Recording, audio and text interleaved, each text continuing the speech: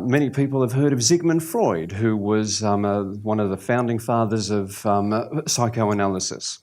And he actually made the point, and he argued very strongly, that this idea of belief is just an illusion. It's just simply wish fulfillment. People project onto some imaginary deity those characteristics that they wish were real, and so they actually imagine that they're real, and it somehow gives comfort and hope for those who are weak and ignorant.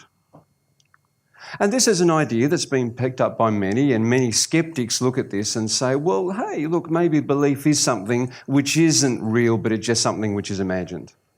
Well, let's just take this for a moment and let's have a look at some of Freud's ideas and see if they actually stack up. Well, first of all, it's an interesting theory, but it's not a theory that can be proven. In fact, it has an underlying assumption that God does not exist, that God is not real. And what's more, just because you might be able to explain away why somebody believes something, it doesn't actually do away with the underlying basis of that belief. That's just a logical fallacy. To give you an example, if I wake up in the middle of the night with a toothache, and I'm there just hanging out for the morning, wishing that there was a dentist and waiting for a dentist to open up so I can go and get my tooth fixed up, well, does that somehow disprove that a dentist exists? No, of course it doesn't. And the same kind of thing. Just because you can explain why somebody would wish to know God, somebody wishes there is a God, doesn't then somehow disprove the fact that God exists. In actual fact, one of the big problems with Freud's ideas are that they don't actually engage with the evidence. See, when we look at the evidence for the existence of God, for Jesus Christ, we actually find that it's there and it's overwhelming.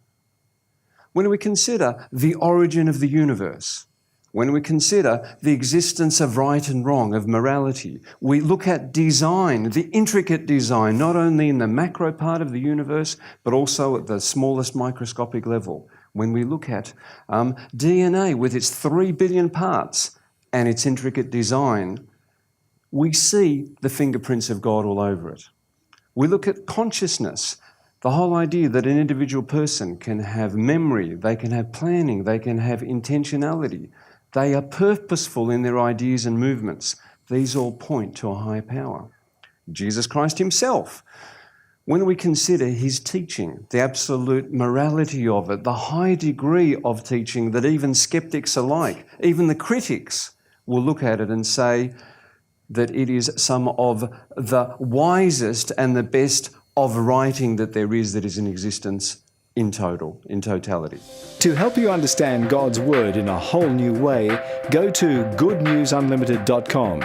You can sign up there to get your free devotional delivered fresh to you each day. This program has been paid for by the partners and friends of Good News Unlimited. Word spreads fast.